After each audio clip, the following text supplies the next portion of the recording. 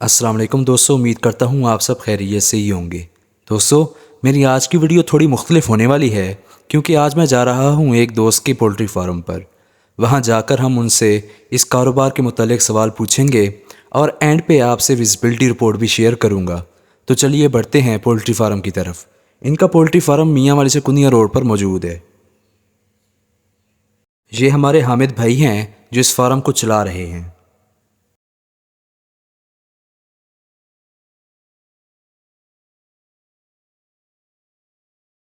तो दोस्तों, अभी हम हामिद भाई के साथ मौजूद हैं। इन्होंने अपना पोल्ट्री फार्म खोला है। इन्होंने बीएससी की थी डिग्री कॉलेज मियाँ वाले से। तो उसके बाद इनको कोई ख़ास जॉब नहीं मिली तो इन्होंने पोल्ट्री फार्म शुरू कर दिया।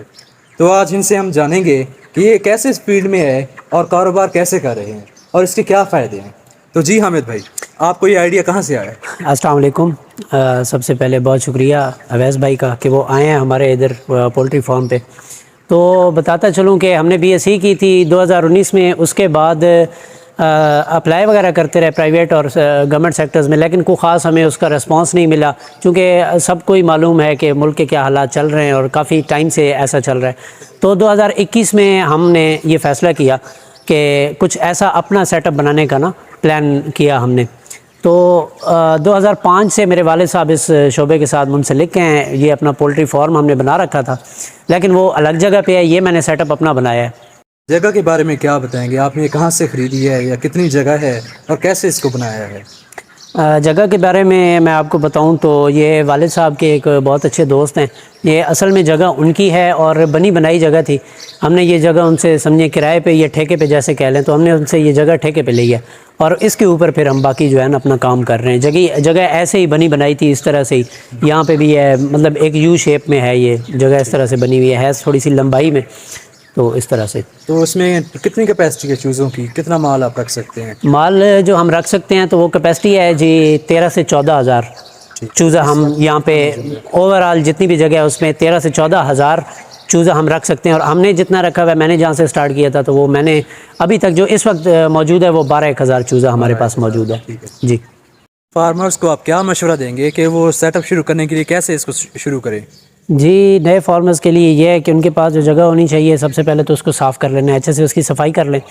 उसके बाद जो फ़र्श है, उस फ़र्श के ऊपर लकड़ी का जो बुरादा होता है ना, पाउडर टाइप, पाउडर तो खैर इतना नहीं होता, लेकिन तो उसका जो बुरादा होता है छोटे साइज़ में, आपने वो ले लेना और वो पूरी जगह पे आपने बिछा देना है। उसके बिछाने के बाद आपने उसके ऊपर रद्दी अखबार ना पूरी जगह पे, पूरे सेटअप पे आपने डाल देनी है। वो डालेंगे और 3 दिन तक उसको आपने रखे रहने देना है। जैसे जैसे ही वो 3 दिन गुजरेंगे वो ख़राब होना शुरू हो जाएगी। फिर आपने 3 दिन के बाद उसको उतार लेना है, उठा लेना है। उठाने के बाद फिर आपने अपना वो जो सामान, जो नाली और जो थाली चीज़ें हैं, जो फीडर टाइप चीज़ें हैं, जो उन चीज़ों उनके लिए इस्तेमाल होती हैं, वो आपने फ़िट करते जानी है अपने हिसाब किताब से, जितना आपके पास सेटअप है। तो खुराक का क्या निज़ाम है? आप दिन में कितनी दफ़ा इनको खुराक देते हैं? खुराक का अवैस भाई निज़ाम ये है कि जो चूज़ा है पहले दिन से लेकर 12-13 दिन का, तो 12-13 दिन तक उस चूज़े को हम खुराक इस तरह से डालते हैं कि जैसे ही उसकी खुराक ख़त्म होती है हम दोबारा उसको खुराक डाल देते हैं, क्योंकि वो छोटा होता है। बाकी बड़ों के लिए तो ये है कि दिन में 3 टाइम ना उनकी खुराक, और पानी का भी यही सिलसिला है कि 8 घंटे के बाद हम पानी भी चेंज करते हैं और खुराक भी डालते हैं। 24 घंटे हैं तो 3 बार खाना 8-8 घंटे की शिफ्ट के बाद ही होता है वो। तो इनके जो आप खुराक यूज़ करते हैं उसके लिए क्या तरतीब होती है? किस तरह आप किन स्टेजेस से इनको खुराक देते हैं?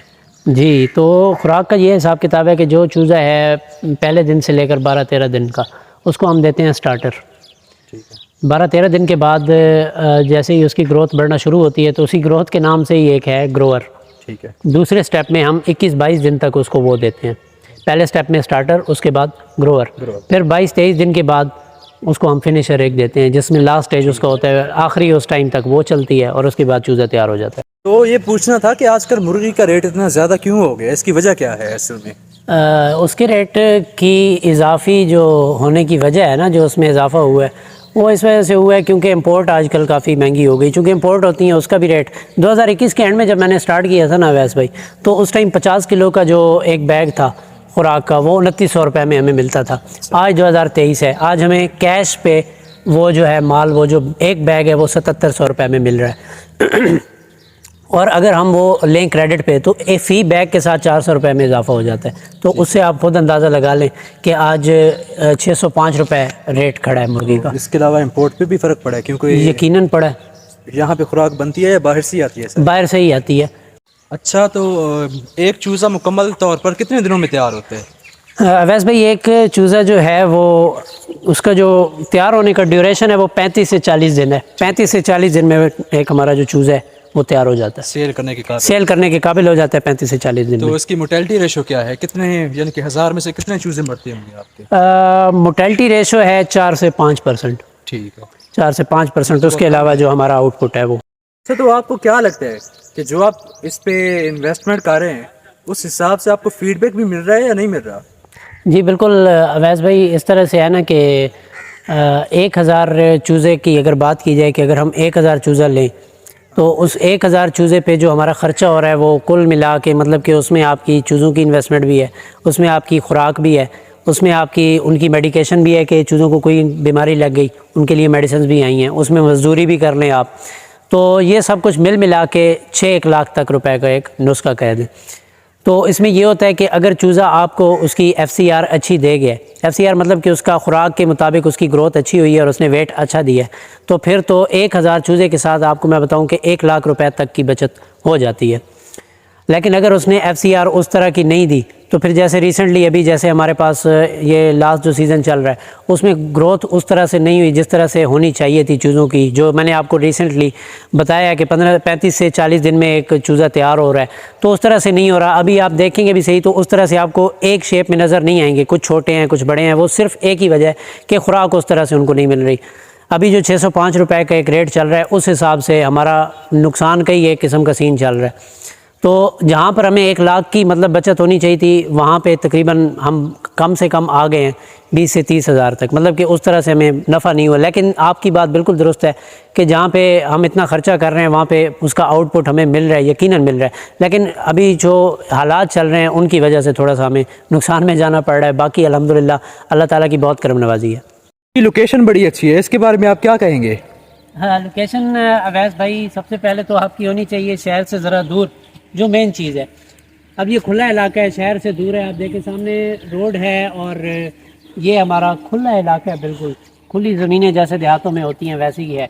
और दूसरा मैंने आपको बताया था यू शेप में है, तो ये यू शेप में हमारी बनी हुई है बिल्डिंग। और बात यह है कि आप कह रहे हैं कि लोकेशन होनी कैसी चाहिए, तो देहात से दूर होनी, सॉरी शहर से दूर होनी चाहिए। वो इसलिए कि शहरों में जो है ना वो सीवरेज सिस्टम होता है। सीवरेज सिस्टम का नुकसान ये है कि आपके जो चूज़े हैं उनकी ग्रोथ पे काफ़ी असर पड़ता है इसका। ठीक है। तो इसलिए मैं मशवरा नहीं दूंगा शहर में बनाने का। दूसरा, आपको देहात में खुली जगह मिल जाती है। उसके अलावा साथ में हमारी ये ज़मीनें, इधर हमने रिसेंटली गंदम की फसल उगाई थी, अभी तो उठा ली गई हैं। इस साइड पे पीछे की तरफ सामने फ्रंट पे है, सामने ही रोड है जो हमारा यहाँ पे मियाँ वाली से कुनिया की तरफ जाता है।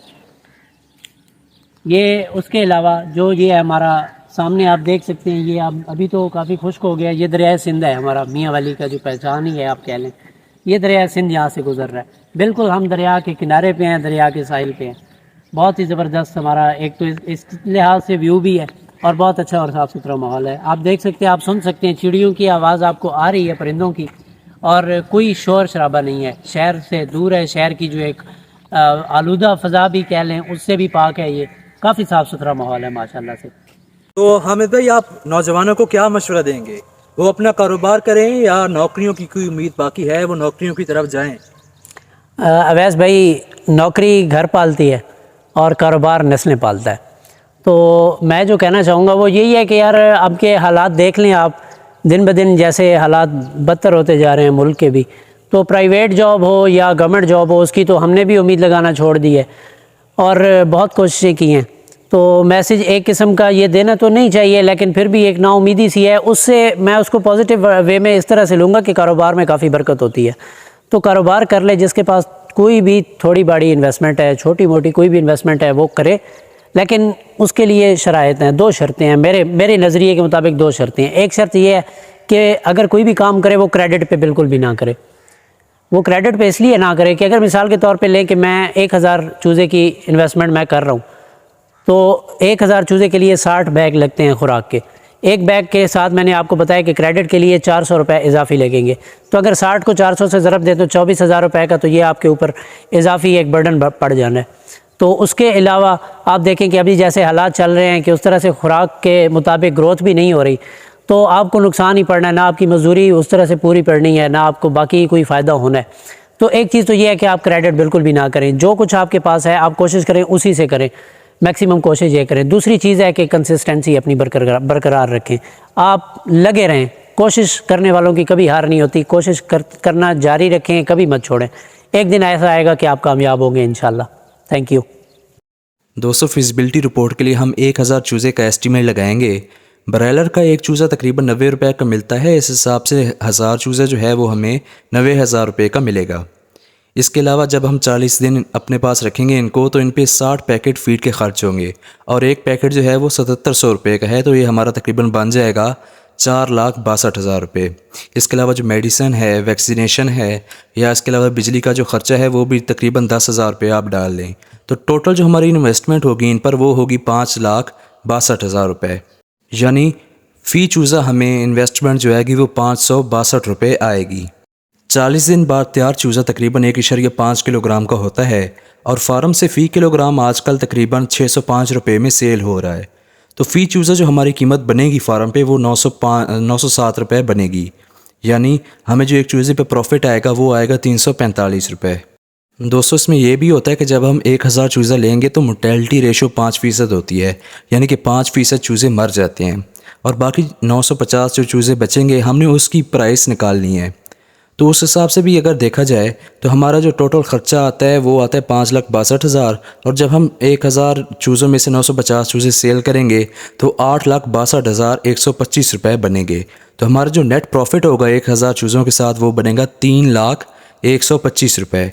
इस हिसाब से हमारे पास एक जो चूज़ा है वो 345 रुपये में सेल होगा। अगर आपकी वीडियो अच्छी लगी तो वीडियो को लाइक कीजिएगा, अपना ख्याल रखिएगा, साथ में इस चैनल का भी। खुदा हाफिज़।